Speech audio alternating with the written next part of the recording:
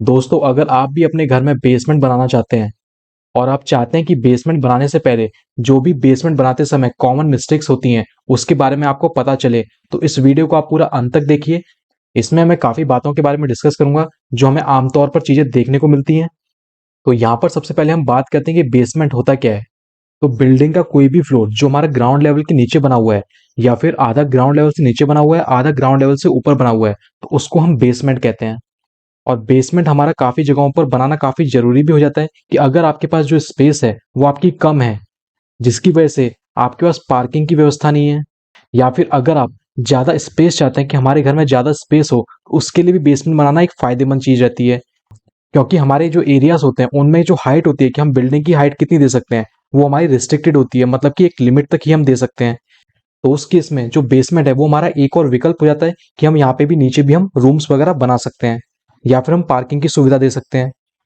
ये तो हमने बात की रेजिडेंशियल बिल्डिंग्स की। इसके अलावा जो हमारे दुकानें होती हैं उनकी जो साइज़ होती है वो काफ़ी कम होती है। तो उस केस में ज़्यादा स्पेस देने के लिए हम वहाँ पर बेसमेंट भी प्रोवाइड करते हैं। अब इसके बाद हम देख लेते हैं कि बेसमेंट में हमारी क्या-क्या गलतियाँ की जाती हैं। तो यहाँ पर सबसे पहली गलती की हम बात करते हैं कि जब भी आप बेसमेंट बना रहे हैं, तो वहाँ पर आपको जो बेसमेंट की दीवारें होंगी, वो आपने ब्रिक मैसनरी की नहीं करनी है। मतलब कि आपको ईंट की चिनाई वहाँ पे नहीं करनी है। काफ़ी जगह मैंने ऐसा देखा है कि वहाँ पे 9 इंची की ईंट की दीवार दे देते हैं, लेकिन उसे देने का कोई मतलब नहीं होता है। उसका रीज़न ये है क्योंकि जो ईंट होती है, वो आपका मॉइस्चर एब्ज़ॉर्ब करती है, मतलब कि वो आपकी नमी सोखती है। और ईंट से लग के हमारी मिट्टी होती है, क्योंकि जो बेसमेंट होता है, वो हमारा ग्राउंड लेवल के नीचे बनाया जाता है, मिट्टी की खुदाई करके। तो जिसकी वजह से मिट्टी में हमारी नमी होती है, उस नमी को हमारी ईंटें सोखती हैं। और जब ईंट के ऊपर हम अंदर से प्लास्टर करेंगे, जो हमारा प्लास्टर होता है वो पपड़ी बन के बाहर की तरफ गिरने लगता है, क्योंकि उस प्लास्टर के अंदर भी क्या सीलन आ गई है। और इसकी वजह से जो घर के अंदर एक अनप्लीजेंट स्मेल भी घूमती रहती है, मतलब कि एक गंदी स्मेल भी आती है। तो इसलिए हमें 9 इंची की दीवार तो हमें कभी देनी ही नहीं चाहिए जब भी आप बेसमेंट का काम कर रहे हैं। तो अब बात करते हैं, अगर हमें 9 इंची की दीवार नहीं देनी है तो हमें फिर देना क्या चाहिए वहां पर। तो यहाँ पर आप ध्यान रखिएगा कि आपको 6 इंची की आरसीसी की दीवार देनी है, यानी कि रीइंफोर्स्ड सीमेंट कंक्रीट की जो वॉल्स होती हैं वो आपको चारों तरफ प्रोवाइड करनी है। क्योंकि जो आरसीसी की वॉल होती है वो आपका सीलन रोकने का काम करेगी। और इसके अलावा एक तरह से वो रिटेनिंग वॉल का भी काम करती है, मतलब कि आपका जो सॉइल का जो प्रेशर आएगा उसको भी ये रोकेगी। तो आपको रिटेनिंग वॉल देना वहाँ पे काफ़ी ज़रूरी है। इसके बाद इसमें हम बात करते हैं हमारे दूसरे पॉइंट की। तो आपको इसमें एक बात और याद रखनी है कि जब आप आरसीसी की वॉल प्रोवाइड कर देंगे वहाँ पर, आरसीसी वॉल के अंदर अंदर की साइड में आपने 4 इंची की एक दीवार भी प्रोवाइड करनी है, जो कि आपकी ईंट की होगी। क्योंकि जब आप इलेक्ट्रिकल फिटिंग्स करेंगे, तो जो हमारी 4 इंची की ईंट की दीवार होती है वो आसानी से कट जाती है, उसमें आसानी से कटर चल जाएगा आपका, जिसकी वजह से जो पाइप्स हैं, इलेक्ट्रिक कंडुइट पाइप्स हैं, वो आपकी उसमें से दे पाएंगे। लेकिन अगर आप ईंट की दीवार नहीं देंगे वहाँ पे आरसीसी वॉल के अंदर, तो आरसीसी वॉल को कट करना काफ़ी एक तो मुश्किल होता है, और उसमें काफ़ी खर्चा भी हमारा बढ़ जाता है। और काफ़ी यहाँ पे ये भी सोचते हैं कि हम आरसीसी वॉल के अंदर पहले ही जब कास्टिंग करेंगे, उसी समय हम वहाँ पे इलेक्ट्रिकल फिटिंग्स प्रोवाइड कर देंगे। लेकिन काफ़ी बार क्या होता है कि जब घर बन जाता है उसके बाद हम देखते हैं कि जो सॉकेट है वो हमें इस जगह पे देना चाहिए, या फिर इसकी पोजीशन इधर होनी चाहिए थी। तो काफ़ी चीज़ें ऐसी हमें बाद में देखने को मिलती हैं। तो उस समय हमें फिर आरसीसी की वॉल ही कट करनी पड़ेगी।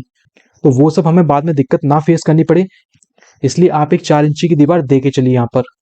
इसके बाद हम यहाँ पे थर्ड पॉइंट की बात करेंगे कि जब भी आप फ्लोरिंग करा रहे हैं, तो फ्लोरिंग भी आपको हमेशा आरसीसी की ही करानी है।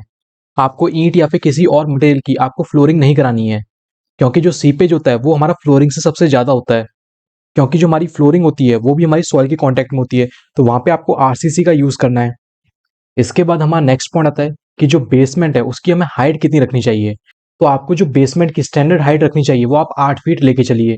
बाकी आपके ऊपर डिपेंड करता है कि आप जो बेसमेंट है वो आप किस चीज़ के लिए बना रहे हैं। अगर आप बेसमेंट बना रहे हैं पार्किंग के लिए, तो पार्किंग के लिए 8 फीट हमारे सफिशियंट है। या फिर अगर आपका बेसमेंट बनाने का कोई और पर्पस है, तो आप 8 से लेकर 10 फीट तक की आप बेसमेंट की हाइट रख सकते हैं। ये हमारी स्टैंडर्ड हाइट है जो हम बेसमेंट के लिए यूज में लेते हैं। इसके बाद हम बात करेंगे हमारे नेक्स्ट पॉइंट की, जो कि हमारा काफी इंपॉर्टेंट पॉइंट भी है। भले ही आप अपने बेसमेंट में आरसीसी की वॉल और जो फ्लोरिंग है वो भी आरसीसी की दे रहे हैं, लेकिन उसके बावजूद भी आपको वाटर प्रूफिंग करानी है, वॉल्स में भी, और जो आपकी फ्लोरिंग है वहां पर भी आपको वाटर प्रूफिंग करानी है। क्योंकि जो बेसमेंट है वो हमारा ग्राउंड लेवल से नीचे बनता है, और यहाँ पे जो सीपेज है और यहाँ पर जो डैम्पनेस है इसके चांसेस बने रहते हैं, मतलब कि सीलन के चांसेस आपके काफी बने रहते हैं। तो आप वाटर प्रूफिंग हमेशा कराइए।